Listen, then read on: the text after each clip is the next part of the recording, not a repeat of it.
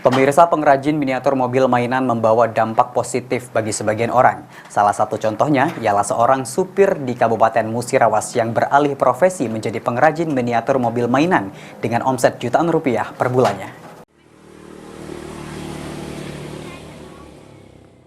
Pengrajin miniatur mobil mainan membawa keberuntungan bagi seorang warga desa Suroda di Kecamatan Tugumulyo, Kabupaten Musirawas.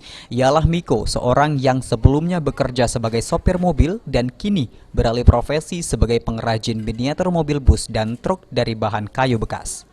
Dengan memanfaatkan limbah kayu dan triplek bekas serta hanya dengan menggunakan alat seadanya, tangan terampil warga Kabupaten Musirawas ini mampu menyulap benda yang sebelumnya dianggap hanya sampah dan tidak berguna menjadi sebuah benda karya seni yang bernilai tinggi. Pengrajin ini mengaku pengetahuan membuat replika mobil tersebut ia dapatkan secara otodidak dan hanya dengan meniru video tutorial dari YouTube. Untuk membuat satu buah replika mobil dibutuhkan waktu 1 hingga 2 hari saja. Bahkan selama kurun waktu 5 bulan terakhir sudah ratusan miniatur mobil telah laku terjual. Satu unit miniatur dijual dari harga mulai 200 hingga 500 ribu rupiah. Ini buat mainan anak termasuk miniatur mobilan truk. Mungkin Mas, latar belakang kok bisa sebelumnya jadi apa, kok bisa jadi apa sekarang nih?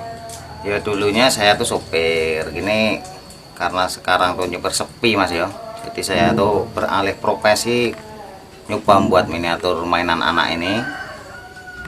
Belajarnya sendiri tadinya di mana Mas? Belajarnya awalnya saya melihat-lihat di HP Mas ya, di YouTube itu saya lihat-lihat kok bagus, kok ada nilai ekonominya gitu. Jadi saya kepingin buat itu, jadi nyampe sekarang lah terjadinya Mas.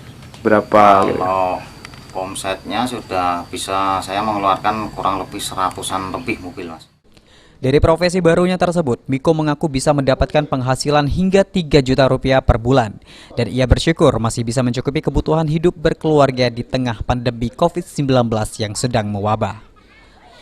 Adi Arianza, PAL TV.